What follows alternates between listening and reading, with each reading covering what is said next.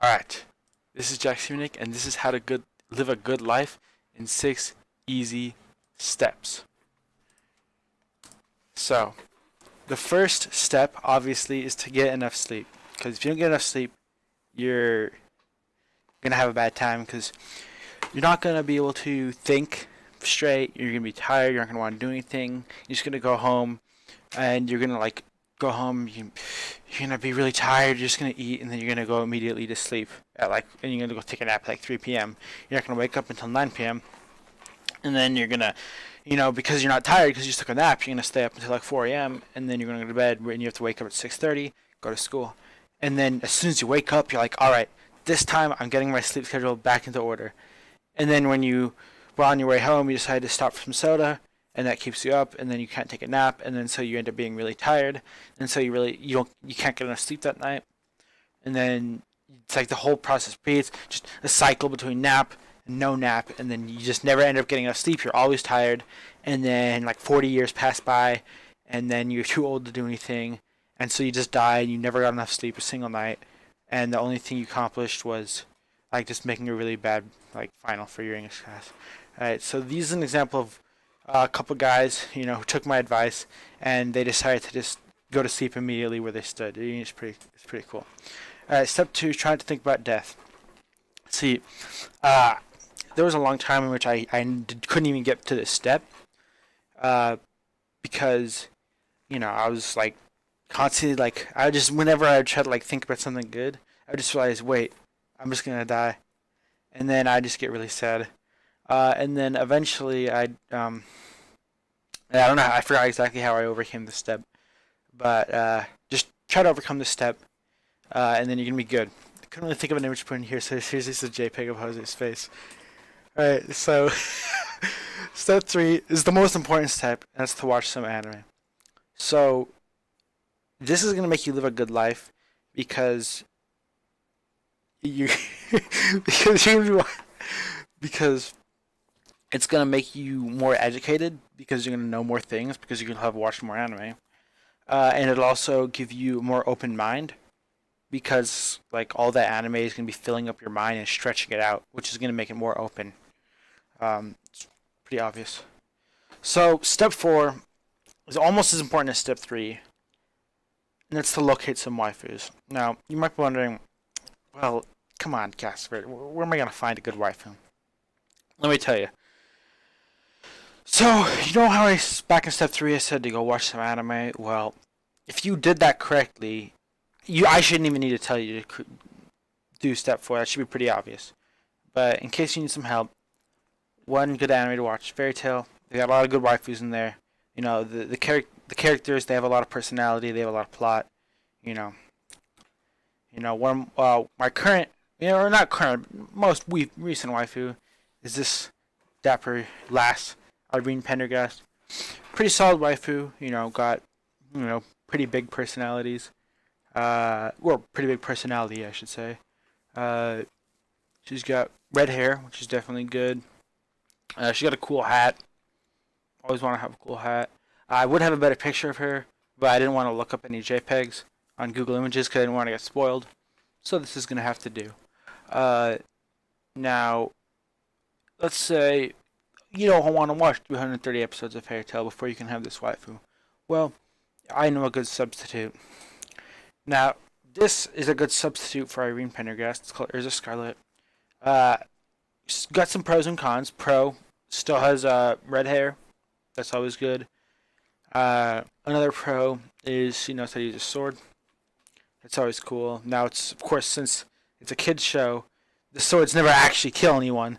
They just kind of he just kind of swings at people and they just kind of fall down. It's like some shows where they actually, use the sword to kill people like it's meant to do. There's three times in the entire show when anyone's ever actually been killed by a sword. Unless it's by a villain, because the villains always kill them. Don't ask me how the swords don't actually kill people, because I don't know. Ursula, pretty good waifu. Doesn't have a cool hat, so it's not as good, but it's good enough. Still got some big personalities. This is a good waifu right here. I actually have two framed images of this one on my wall. And this is Himiko Toga from My Hero Academia. Solid waifu. Pros and cons. Pros is pretty thirsty, if you might say. You know, the first episode where she actually does anything, it's pretty interesting. You know, I'm sure you kind of gotta experience it yourself. It's kind of hard to explain. Now, cons. First of all, blonde. It's like, you know, I mean, it's not bad. Just, you know, could do better. Another con. I can't think of any other con. Well, she wears kind of boring clothes. Just, you know, beige sweater with a tie. Could do better. Also, personalities aren't that big. You know. Although, she does have enlarged canines. Not fangs. Fangs are different than enlarged canines. Okay, that's important for you to know. This is good waifu. This is Red Blood Cell from Cells at Work. Now, you might be saying, come on, Casper. That's a cell in the human body. How can that possibly be a waifu? Well, let me explain. See, in Cells at Work, the cells are actually, they look like people and they can speak. And because of that, they can walk around and talk about stuff. And, it's funny because, every time I watch that show, I'm like, wow, if it wasn't for the whole, they're actually cells analogy, like behind the show, it would actually be really boring and, not good show. But because they're cells, that interesting factor kind of overcomes it. And, Red Blood Cell, pros and cons for being a waifu. Pro, red hair. Red hair always helps the waifus because it's, I don't know actually. I'll have to get back to you on that one. There's a good reason though. Two is there's a cowlick. It's kind of hard to see in this picture, but there's a part of her hair that kind of goes like that. I think it might be that thing right there. But she's got a cowlick, and that's always kind of cool. There are theories that cowlick is actually represents the fact that she's a sickle cell, because she always gets lost in the anime. She's got these eye bags. And who doesn't like eye bags? Cons. She's always working.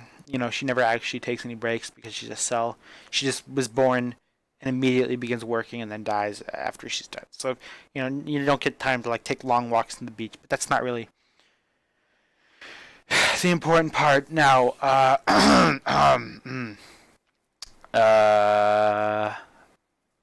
Jack, when you're done with that waifu tier list, want to go play some Minecraft? Yeah, I'm actually down. Alright, to end this video, I'm gonna explain why does having a waifu actually mean anything? Well, to answer that, here's a WTF fun fact. I'm not gonna stay on this slide for too long since it's not actually school appropriate, but if you want, you could pause that and read that. I'd recommend not doing that though. So, having a waifu makes your life better because it gives you encouragement. Because it gives you reason to wake up. I remember before I had my first waifu, I was wake up and I was really sad. And I was like, oh man, there's nothing to do. And then when I forgot my first waifu. And by the way, my first waifu was actually Erza Scarlet. Okay, that's another pro. Is that if she's your waifu, you can know that she's also my first waifu. Pretty fun. It makes it so when you get out of bed, you can be like, man, I'm gonna go out and make the most of my day. It's for my waifu. And because of that, you'll just have a good life. And it's that simple. That's, in case you wanted to know, this video was basically 90% of it was just a waifu tier list. That's why. It's because waifus make your life better. Fact. Thank you for watching.